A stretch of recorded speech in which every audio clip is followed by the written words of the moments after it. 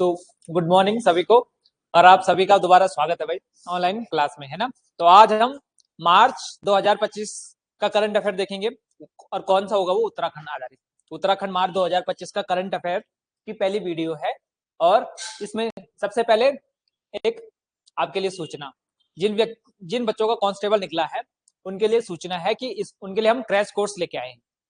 Crash course की fees है मात्र 999 रुपए। ठीक है, आपने पहले भी यूट्यूब पे देख लिया होगा। और टॉपिक वाइज टेस्ट सीरीज भी लेके आएंगे, तो उसकी फीस बहुत नॉमिनल है, 499 रुपए। 500 रुपए में ये कोर्स पुलिस कांस्टेबल के लिए है। और उसके बाद इसके लिए जो रणनीति है, आपको पता है जीएस तो मैं ही पढ़ाऊंगा आपको। जीएस में history, geography, polity, economics, current affair और साथ में कंप्यूटर का ज्ञान। तो हम इसमें आज कौन सा सेशन देख रहे हैं, करंट अफेयर का। ठीक है, तो एक जो टेस्ट है हाल ही में, बैटरी टेस्ट, ये आयोजित हुआ। बैटरी टेस्ट का संबंध किससे है? बैटरी से। क्या बात है, बैटरी से। तो बैटरी टेस्ट असल में एक खिलाड़ियों से जुड़ा हुआ है, जो हमारे राज्य में खिलाड़ी हैं उनसे जुड़ा हुआ है बैटरी टेस्ट।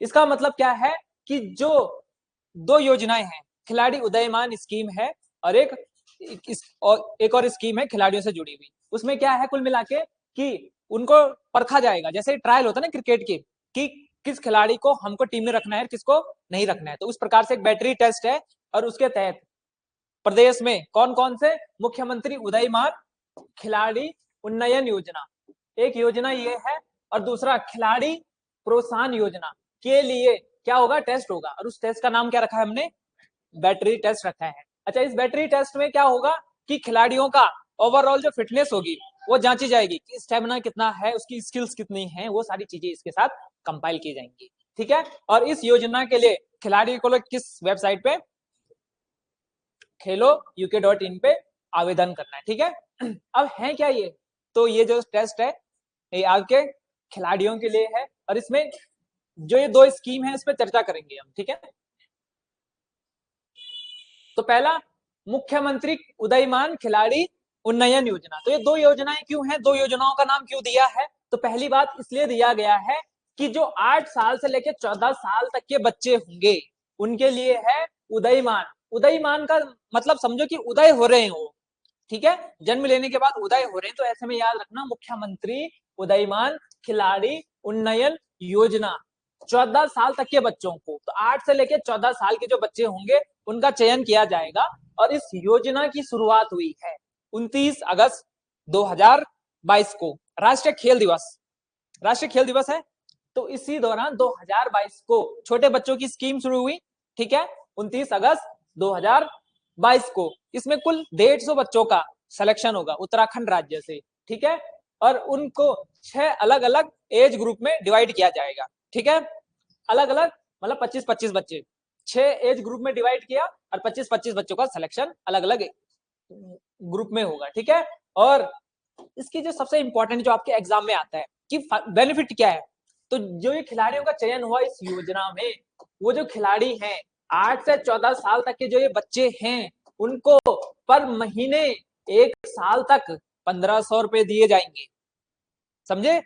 तो पर महीने 1500 रुपए दिए जाएंगे लगातार 1 साल तक, ताकि कोई बच्चा गरीब है तो अपने खेल को जारी रख सके, स्पोर्ट्स का छोटा मोटा सामान लेके आया जा सके। तो खिलाड़ी उदयमान उन्नयन योजना उत्तराखंड की। ठीक है, अगली खिलाड़ी प्रोत्साहन योजना। तो जैसे मैंने कहा कि 8 से 14 तक तो उदयमान खिलाड़ी योजना है। अब 14 साल में बच्चा फिर से स्पोर्ट्स कंटिन्यू रखेगा ना, तो 14 साल से लेकर 23 साल तक के लिए दूसरी स्कीम आई, और इस दूसरी स्कीम का नाम हमने रखा खिलाड़ी प्रोत्साहन योजना। तो खिलाड़ी प्रोत्साहन योजना ठीक 1 साल बाद 29 अगस्त 2023 को शुरू की गई।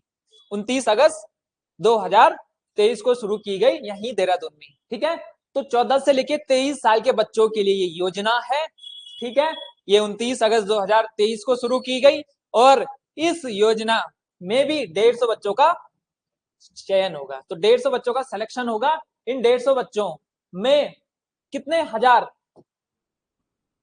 2,000 रुपए प्रति माह पर महीने, एक साल तक इनको क्या मिलेगा, सरकार की ओर से सहायता मिलेगी, एक साल तक। फिर अगले साल फिर ट्रायल होंगे, अगर आप उसमें सक्षम हैं तो फिर अगले साल आपको मिलेंगे। तो इस प्रकार से इन दो स्कीम का जिक्र यहाँ पे आया है। तो ये आपके एग्जाम के लिए बहुत ज्यादा इंपॉर्टेंट है, खिलाड़ी प्रोत्साहन योजना और मुख्यमंत्री उदयमान खिलाड़ी उन्नयन योजना। ठीक है, तो दो स्कीम क्यों है, क्योंकि दो एज ग्रुप के लोग हैं। ठीक है, समझ में आई बात, कोई कंफ्यूजन? ठीक है, और ये आवेदन कब है, परसों तक। आपके कोई छोटे भाई बहन है तो उनको बता दो कि इसके लिए आवेदन कर सकते हो खेलोuk.in पे, है ना। फिर इसके ट्रायल होंगे। दूसरा, बद्री गाय उत्कृष्टता सेंटर कहाँ खुला होगा, बताओ तो। ऐसे क्वेश्चन एक बार पूछ भी रखा है यूके ट्रिपल एससी ने और यूके पीएससी ने भी। बद्री गाय, बद्री गाय तो ये देख लो आप, हमारी पहाड़ी गाय छोटी सी होती है, भेड़ बकरी से थोड़ी सी बड़ी। तो इस गाय के लिए एक उत्कृष्टता सेंटर खुला है। ये सेंटर कहाँ खुला होगा, कहाँ, उधम सिंह नगर नहीं, वो दूसरा क्वेश्चन है, ये कनिष्ठ सहायक वाला क्वेश्चन नहीं है। ये हाल ही में मार्च में खुला है। तो बद्री गाय को देख लो सबसे पहले, इसके बारे में। छोटी सी गाय है, 1 से 3 लीटर दूध देती है और इसकी कीमत बहुत ज्यादा है। क्यों है इसकी कीमत बहुत ज्यादा, ये छोटी गाय का घी, जिसको हम गाय का घी कहते हैं, पता है इसकी कीमत कितनी है मार्केट में, 800, सुनने को तैयार हो, 6,000 रुपए पर केजी। आप बोले उतना तो मेरे रूम का रेंट भी नहीं है। 6,000 रुपए किलो का घी बिकता है बद्री गाय का। तो उत्कृष्टता सेंटर हाल ही में चमोली में, यहाँ पे आपका विधानसभा भवन है, भराड़ी सैंड में क्या है, ये सेंटर खोला गया है। ठीक है, तो उत्कृष्टता सेंटर खोला गया है, ये इंग्लिश में है। ठीक है, और 30 करोड़ की लागत, सरकार ने कहा है कि हम क्या करेंगे, 30 करोड़ रुपए देंगे और तब जाके सेंटर बनाएंगे बद्री गाय को प्रमोट करने के लिए। क्योंकि देखो भाई, इतना महंगा घी, इतना महंगा प्रोडक्ट, क्योंकि इसका जो न्यूट्रिशन वैल्यू है ना दूध की, वो बहुत ज्यादा है। हालांकि थोड़ा सा दूध देती है, आपने देखा होगा आपके गांव में क्या है कि जो गाय है, छोटी सी डोलची लेके जाते हैं, 1-2 लीटर ही दूध दे पाती है वो। तो लेकिन फिर भी इसकी क्या है, वैल्यू बहुत ज्यादा है इस कारण से। ठीक है, इसके अलावा एक और लिंक है इससे टॉपिक, पशु प्रजनन केंद्र, ये कहाँ होगा, ऋषिकेश में। बहुत बढ़िया, किसने आंसर दिया, श्यामपुर में। अच्छा, अक्षय जी ने दिया। तो देखो ऋषिकेश में है, बहुत बढ़िया। लेकिन पहले कहाँ था, ऋषिकेश में है, लेकिन पहले कहाँ था, तो ये भी यही था। कहाँ, आपके चमोली में, उसी जगह पे जहाँ पे उत्कृष्टता केंद्र खोला गया है ना। तो पशु प्रजनन केंद्र पहले चमोली में ही खुला था। ठीक है, गौ पालन को बढ़ावा देने के लिए 1972 में खोला गया था।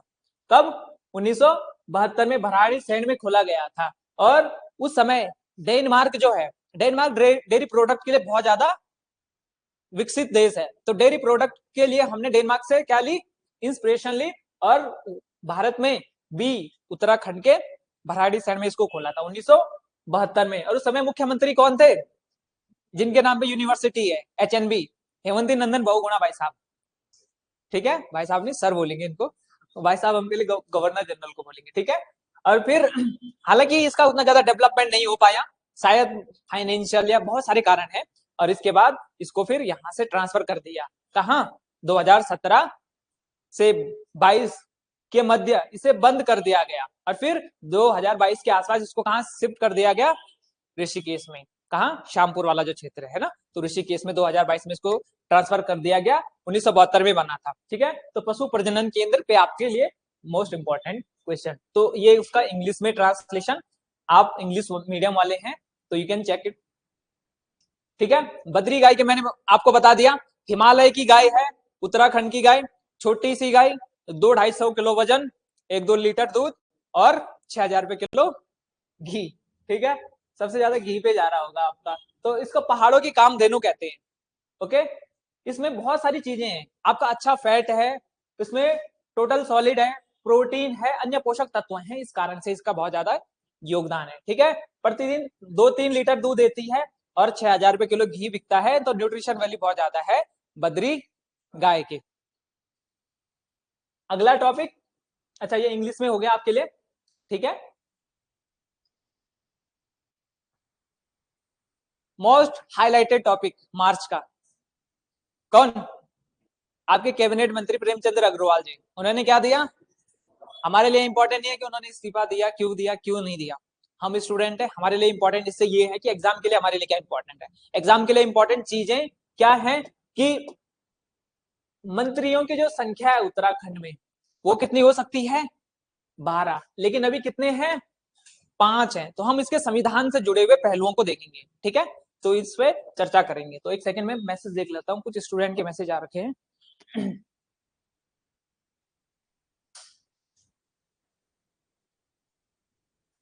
हाँ, चमोली चंपावत, अच्छा अच्छा आंसर थे, ठीक है। तो क्या हुआ कि मार्च में खूब हल्ला हुआ, फरवरी में, और उसके बाद प्रेमचंद्र अग्रवाल जी ने क्या दे दिया? इस्तीफा दे दिया, पहाड़ी को लेकर या अन्य कई विवादित बयान को लेकर। तो इस कारण इस्तीफा दिया। अब कितने मेंबर? 5 मेंबर हो चुके हैं। एक्चुअल में क्या हुआ था 2022 में, जब बीजेपी सरकार बनी 2022 में, चुनाव हुए और उस समय शपथ ली गई, तो तब मंत्रिमंडल में 3 पद क्या थे? खाली थे। कुल मिला के 9 पद भरे गए थे 12 में से, है ना। और फिर बाद में क्या हुआ? आपके कैबिनेट मंत्री थे चंदन दास जी, उनकी हो गई मृत्यु। उनकी मृत्यु होने के कारण एक और पद खाली हो गया, तो 4 पद रिक्त हो गए, ठीक है। और फिर अब प्रेमचंद्र जी के इस्तीफा हो गया, तो अब कितने पद खाली हो गए? 5 पद खाली हो गए, है ना। तो इस कारण से ये न्यूज में है। तो अब 12 मंत्री की जगह पे आपके कितने? 5 मंत्री खाली हो गए, तो कितने मंत्री बचे? केवल 7 मंत्रियों को कामकाज करना है। तो बहुत ज्यादा विभाग, इतने सारे विभाग हैं, इन सारे विभाग को कौन करेगा? 7 लोग, बहुत ज्यादा बोझ आ जाएगा। तो इस कारण से मंत्रिमंडल का होगा विस्तार। अब मंत्रिमंडल का विस्तार होगा, तो इस कारण से ये न्यूज आ रखी थी आपकी खबरों में, ठीक है। अब देखो इंपॉर्टेंट क्या है, इससे इंपॉर्टेंट जो चीज निकलती है वो है संविधान में क्या कहा गया है। तो हमारे संविधान का अनुच्छेद 163 कहता है कि राज्यपाल की सहायता के लिए क्या होगी? एक मंत्री परिषद होगी, ठीक है, काउंसिल ऑफ मिनिस्टर होगी। और इसमें राज्यपाल अपने जो काम है, अपने जो दायित्व है, उनको निर्वहन करने के लिए क्या करेगा? सहायता और सलाह के लिए एक मंत्री परिषद की नियुक्ति करेगा, और जिसका हेड कौन होगा? मुख्यमंत्री होगा। तो मिनिस्टर ऑफ काउंसिल होगी प्लस सीएम होगा। ये अनुच्छेद 163 में कहा गया है। तो ये एग्जाम से ऐसे आएंगे क्वेश्चन घुमा के, ठीक है। तो दूसरा अनुच्छेद 164 आता है। अनुच्छेद 164 कहता है कि मंत्रियों के बारे में अन्य उपबंध क्या क्या है। तो पहला उपबंध है कि जो मुख्यमंत्री है, ठीक है, सीएम की नियुक्ति कौन करेगा? राज्यपाल करेगा सीएम की नियुक्ति, ठीक है। और फिर सीएम की सलाह पे अन्य मंत्रियों की नियुक्ति राज्यपाल द्वारा की जाएगी। अनुच्छेद 164 ये कहता है, अनुच्छेद 163 में मंत्रियों के बारे में, ठीक है। समझ में आई बात? ये इंपॉर्टेंट है ये वाला चीज। एक और चीज जो इससे मोस्ट ज्यादा इंपॉर्टेंट है, जिसका क्वेश्चन आएगा एग्जाम में, 91 संविधान संशोधन हुआ। कब हुआ? 2003 में, ठीक है। 91 नंबर का संविधान संशोधन 2003 में होता है, और उसमें कहा गया कि मैक्सिमम टू मैक्सिमम 12 मंत्री, सॉरी मिनिमम 12 मंत्री होंगे, और 15% तक का ही कुल विधायक होंगे जिस राज्य में, उसका 15% तक ही क्या होंगे? मंत्री होंगे, ठीक है। अब उत्तराखंड का देख लो एग्जाम्पल। उत्तराखंड में कितने विधायक हैं? ठीक है, और इसका 15% निकालो, ठीक है। तो कितना आ रहा है? काट छाट के इसको आ रहा है कितना? 10.5 10.5 आ रहा है। इसका मतलब 11 मंत्री मान लो, ठीक है। कितने मंत्री हो सकते हैं? 11। लेकिन कहा गया कि नहीं, 11 भी कम हो रहे हैं, इसलिए मिनिमम कितने होना चाहिए? 12 मंत्री। तो ये क्वेश्चन आपके एग्जाम में आ रखा है। 91 संविधान संशोधन क्या कहता है? तो राज्य के बारे में कहता है कि कम से कम कितने परसेंट? कहा गया 15% मंत्री होने ही चाहिए, ठीक है। अगर 15% नहीं है तो कम से कम कितने? 12। और उत्तराखंड में भी कितने हैं? 7। है ना, तो 12 तक लेके आ सकते हैं हम अपने मंत्रियों को, ठीक है। तो ये कहा गया है 91 कॉन्स्टिट्यूशनल अमेंडमेंट। तो ये देखो, ये मैं कैलकुलेशन करके इस तरह से। नेक्स्ट, घाम तापो। क्या है घाम तापो, चर्चा भी की हमने। पहाड़ी में घाम का मतलब धूप, और तापो मतलब सेकना, तो धूप को सेकना। अच्छा, इसका मतलब काम नाम छोड़ के छत में धूप सेको। हाँ हाँ, तो बिल्कुल जो बाहरी पर्यटक हैं, जो बाहरी पर्यटक हैं वो क्या करेंगे, उत्तराखंड में आए, कब, शरद ऋतु में या सर्दी में। और जब उत्तराखंड में आए तो यहाँ से क्या होगा, जो पर्यटन है कौन सा, शीतकालीन, तो वो पर्यटन को बढ़ावा मिलेगा, इसलिए घाम तापो। तो आपने देखा हाल ही में 5 मार्च को आपके पीएम मोदी जी कहाँ आए थे, उत्तरकाशी के मुखबा। मुखबा क्या है, गंगोत्री शीतकालीन गद्दी स्थल, है ना। तो शीतकालीन गद्दी स्थल है, इस कारण से मुख्यमंत्री यहाँ आए थे, और इस समय इन्होंने घाम तापो का क्या दिया था, कॉन्सेप्ट दिया था। तो मोदी जी कुछ भी कहते हैं तो वो स्पेशल हो ही जाता है ना। तो विंटर टूरिज्म को बढ़ावा देने के लिए घाम तापो इन्होंने दिया, ठीक है। तो शीतकालीन पर्यटन को बढ़ावा देने के लिए, तीर्थाटन को बढ़ावा देने के लिए, दिस इज घाम तापो। नेक्स्ट, हिमस्खलन कहाँ हुआ, कहाँ हुआ भाई हिमस्खलन हाल ही में, कहाँ, तो 28 फरवरी की खबर है 2025, मतलब पिछले महीने की खबर है। माणा में एक दर्रा है, उसको क्या कहते हैं, माणा दर्रा। इस माणा दर्रा है, ये उत्तराखंड का मैप, ये उत्तराखंड का मैप, यहाँ पे ये चमोली, यहाँ पे ये माणा। तो ये चाइना के लिए जो बॉर्डर है, चाइना से टच होता है, तो यहाँ पे हम क्या बना रहे थे, सड़क बना रहे थे, और सर्दियों में भी काम चल रहा था। और उसमें BRO, बॉर्डर रोड ऑर्गेनाइजेशन एक संस्था है, ठीक है। उसके कुल कितने, 54, कहीं पे 55 लिखा है, कहीं पे 54, लेकिन 54 मजदूर थे जो काम कर रहे थे। और तब तक आ गया एवालांच।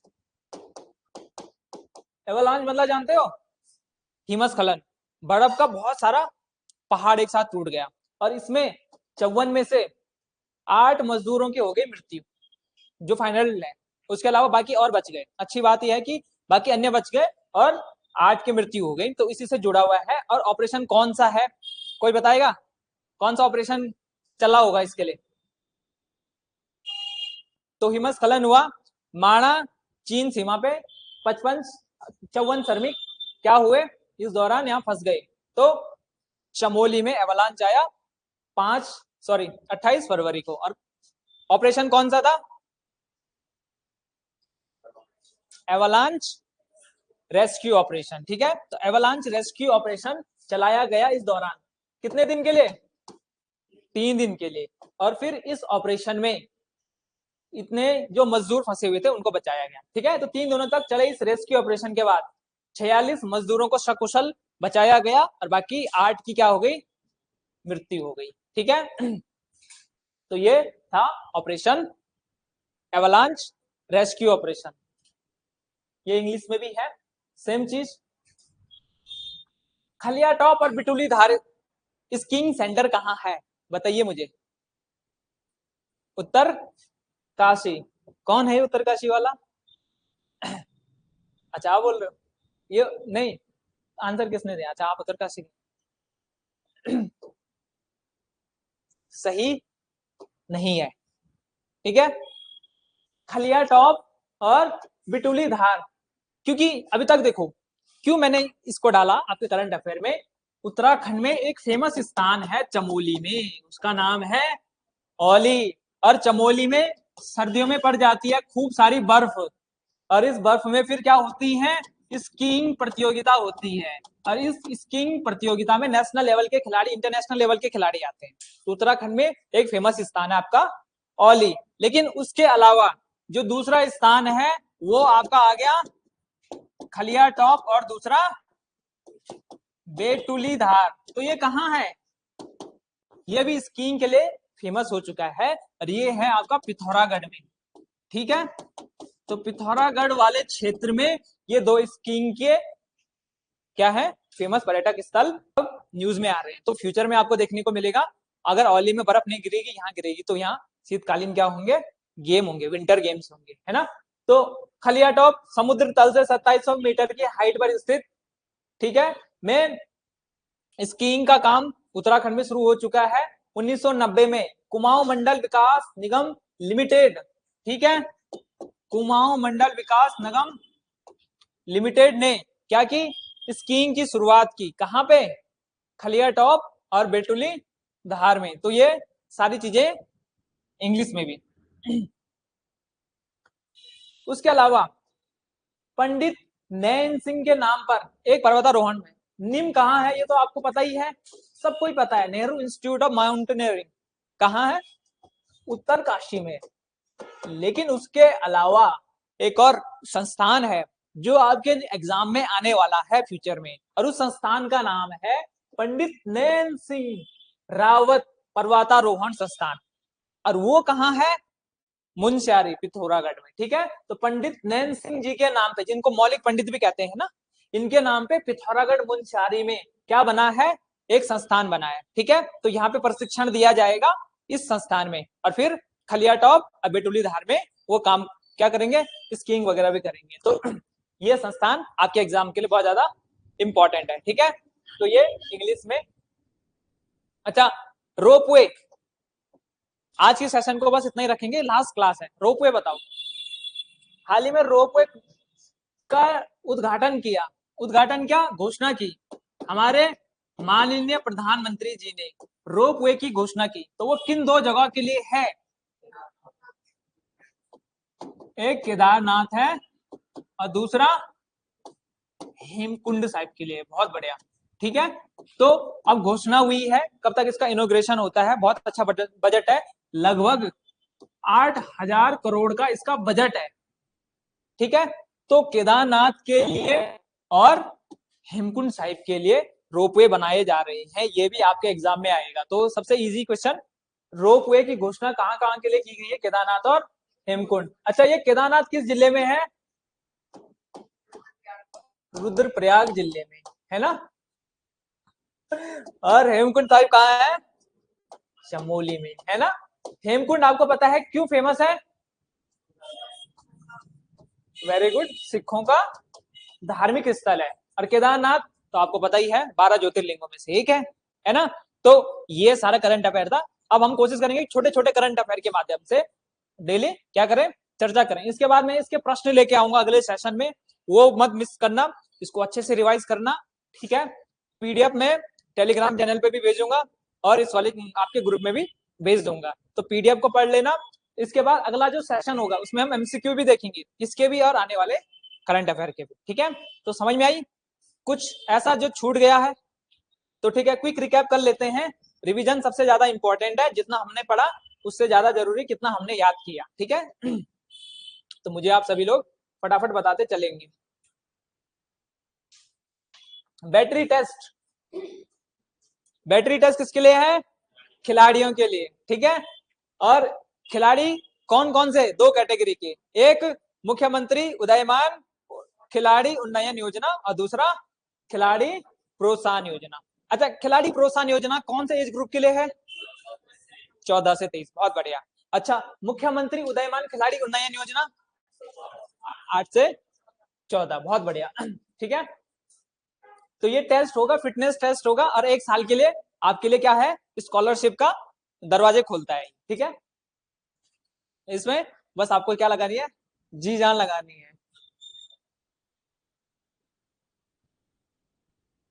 अच्छा, तो मुख्यमंत्री खिलाड़ी उदयमान योजना मैंने आपको फटाफट बताया कि 29 अगस्त 2022 को शुरू हुई, 8 से 14 साल के बच्चों के लिए है, 150 बच्चे इसमें एनरोल करेंगे। 25-25 बच्चों का 6 ग्रुप बनेंगे और इस प्रकार से एक वर्ष तक आपको 1500 रुपए पर मंथ पैसा मिलेगा। ठीक है। नेक्स्ट, खिलाड़ी प्रोत्साहन योजना 14 से 23 साल के बच्चों के लिए है। इसमें भी आपको 150 बच्चों का सिलेक्शन होगा। 29 अगस्त 2023 से शुरू हुई और इसमें भी सेम प्रकार के क्राइटेरिया, बस इसमें पैसा थोड़ा बढ़ जाएगा। आप थोड़ा क्या हो गए, बड़े हो गए तो 2000 रुपए मिलेंगे अब आपको, आपकी पॉकेट मनी बढ़ गई। ठीक है। और आवेदन इस साल 31 मार्च तक है। फिर बद्री गाय के बारे में देखा हमने। उत्कृष्टता सेंटर कहाँ बनेगा? चमोली में बनेगा, भराड़ी सैंड में, है ना। तो भराड़ी सैंड में बनने वाला है। उसके अलावा और क्या क्या था इसमें? गाय आधारित पर्यटन को भी बढ़ावा देना है। 30 करोड़ रुपए राज्य सरकार इसमें लगा रही है। पशु प्रजनन केंद्र कहाँ था पहले? वहीं भराड़ी सैंड में था, अब कहाँ है? ऋषिकेश, है ना। तो 1972 में सबसे पहले इसको खोला गया था। उस समय मुख्यमंत्री कौन थे उत्तर प्रदेश के? HNB हेमंत नंदन बहुगुणा थे। तो उन्होंने डेनमार्क की हाई ब्रीड की जो गाय है उनके लिए ये सेंटर खोला था, लेकिन फिर ये बाद में ठप पड़ गया था। Very good. नेक्स्ट, बद्री गाय। बद्री गाय के बारे में बता दिया आपको। छोटी सी गाय है, क्या कहते हैं इसको? पहाड़ों की कामधेनु कहते हैं। प्रोटीन और अन्य सभी अच्छे मिनरल्स और न्यूट्रिशन है। 6000 रुपए किलो, बस यही याद है आपको। अब आप लोगों के मन में चल रहा होगा अच्छा बिजनेस आइडिया है, बद्री गाय का एक तबेला खोल दो, पैसा ही पैसा। ठीक है। फिर मुख्य ये कैबिनेट मंत्री क्या था इनके पास? कौन सी पोस्ट थी? वित्त मंत्री थे ये। प्रेमचंद्र अग्रवाल जी ने क्या दिया? इस्तीफा दिया। और अब कितने रिक्त पद हो गए? 5। और कितने पद हैं केवल अभी? 7। ठीक है। उसके बारे में कितने सदस्य हो सकते हैं? 12 उत्तराखंड के हिसाब से। और उसके बारे में मैंने आपको बताया अनुच्छेद 163 और 164। 163 में किसके बारे में बताया गया है? मंत्रिपरिषद की नियुक्ति राज्यपाल द्वारा की जाएगी। 164 में क्या कहा गया? पहले सीएम की नियुक्ति और फिर अन्य मंत्रियों की नियुक्ति सीएम के कहने पे, है ना। फिर 51वां संविधान संशोधन 2003। कितने % मंत्री हो सकते हैं किसी राज्य में? 15%। लेकिन उत्तराखंड में यह क्राइटेरिया नहीं आता है, इसलिए कितने मंत्री? 12 मंत्री कम से कम हो सकते हैं किसी राज्य में। बहुत बढ़िया, अति सुंदर। घाम तापो विंटर टूरिज्म के लिए पीएम जी ने इस साल दिया है ना, घाम तापो गढ़वाली शब्द है। हिमस्खलन कहाँ हुआ? माणा क्षेत्र में हुआ। 54 श्रमिक, 55 करेक्शन कर देना इसको, 54 श्रमिक, ठीक है, फंसे थे। उसमें से 8 की मृत्यु हुई, बाकी 46 को हमने रेस्क्यू कर लिया है। ठीक है। ऑपरेशन का नाम सबसे इंपॉर्टेंट, एवलांच रेस्क्यू ऑपरेशन। बहुत बढ़िया। ठीक है। और 3 दिन तक चलाइए और इस प्रकार से इस पे कार्यक्रम संपन्न हुआ। खलिया टॉप बेटुलीधार पिथौरागढ़ में, पिथौरागढ़ के मुनस्यारी वाले क्षेत्र में, है ना। तो 2700 फीट की हाइट पे है ये, और ये बहुत अच्छा स्थल है। बर्फ वगैरह खूब पड़ती है। तो 1990 से कुमाऊं मंडल विकास निगम लिमिटेड ने इसको क्या किया था? स्कीइंग की यहाँ पे शुरुआत की। ठीक है। अच्छा, पंडित नयन सिंह रावत स्कीइंग जो प्रशिक्षण संस्थान है वो कहाँ है? स्कीइंग नहीं, पर्वतारोहण। ठीक है। तो पर्वतारोहण संस्थान कहाँ है? पिथौरागढ़। तो उत्तराखंड में अब 2 हो गए पर्वतारोहण संस्थान मेन। एक कौन सा? NIM उत्तरकाशी, और दूसरा नैन सिंह रावत मुनस्यारी। ठीक है। तो इससे भी क्वेश्चन आएंगे आपके एग्जाम में और आते रहेंगे। और रोपवे 2 जगह पे, केदारनाथ और हेमकुंड साइड। बस, तो आज की चर्चा यहीं पे समापन करते हैं। फिर इसको रिवीजन करके आना, फिर मिलेंगे आपको, है ना। तो हाँ, वो वैसे बता दिया मैंने, लेकिन अगर आप लोगों को इंटरेस्ट है तो देख लेना भाई, यही है, ये बैच है। बाकी आपकी इच्छा है, खुद पढ़ना तो आपको ही है ना। तो चलो एंड करते हैं आज का सेशन। रुक जाओ, हाँ, स्टूडेंट का मैसेज।